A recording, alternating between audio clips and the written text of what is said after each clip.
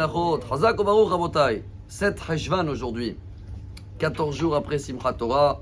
Comme vous le savez bien, que ici en Israël, en tous les cas, on a commencé à demander la pluie. Et voilà, depuis hier soir et ce matin aussi, la prière est montée haut, il y a des gouttes qui tombent. Et que ce sera, si Dieu veut, de pluie de bracha pour nous tous, qu'on sera bien arrosé dans le spirituel comme dans le matériel. Maintenant, vous allez me dire, alors, quel point commun quand même on a avec tous les autres pays du monde? Je crois qu'il y a un très grand message aujourd'hui. C'est un message, je ne vais pas dire israélien, hébraïque. C'est la première fois où Abraham est nommé dans la paracha, Abraham Ha'ivri. Et comme vous le savez bien, Dieu il a dit, regarde, ça fait 75 ans que tu vis dehors d'Israël, tu n'as pas eu d'enfant. C'est le moment de changer d'endroit et même changer de mazal. Vous allez bien voir que même quand il a changé d'endroit, pas forcément le mazal a changé, il n'a pas eu tout de suite Yitzhak. Mais qu'est-ce qui a fait que les décrets, les blocages, ils ont été annulés? Ça aussi dans la paracha. Parce que quand il a regardé en haut les étoiles, il a dit Dieu, comment? Dieu il a dit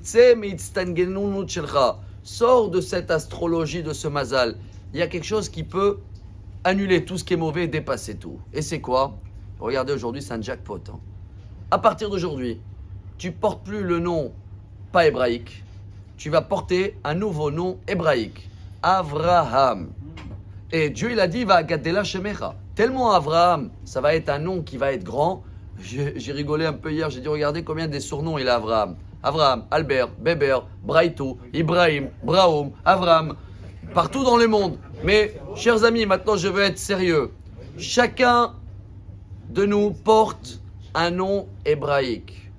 Soyons fiers de ce nom hébraïque-là. Il faut qu'on le porte. Pourquoi des autres qui sont fiers de leur nom, et peu importe où ils habitent, s'appellent Mohammed, même s'il habite en France, il va porter Mohammed. Alors, chers amis, on a des noms qui ne sont pas hébraïques, mais si on veut un jackpot aujourd'hui, si on veut avoir annulation de décret, c'est pas moi qui le dis. Aujourd'hui, on va citer, c'est l'Aïloula de Maharam Shapira, Rabbi Meir Shapira de Lublin. Il est décédé il n'y a pas longtemps, 1933. Vous avez entendu parler de lui, c'est lui qui a instauré l'étude de Daf Yomi.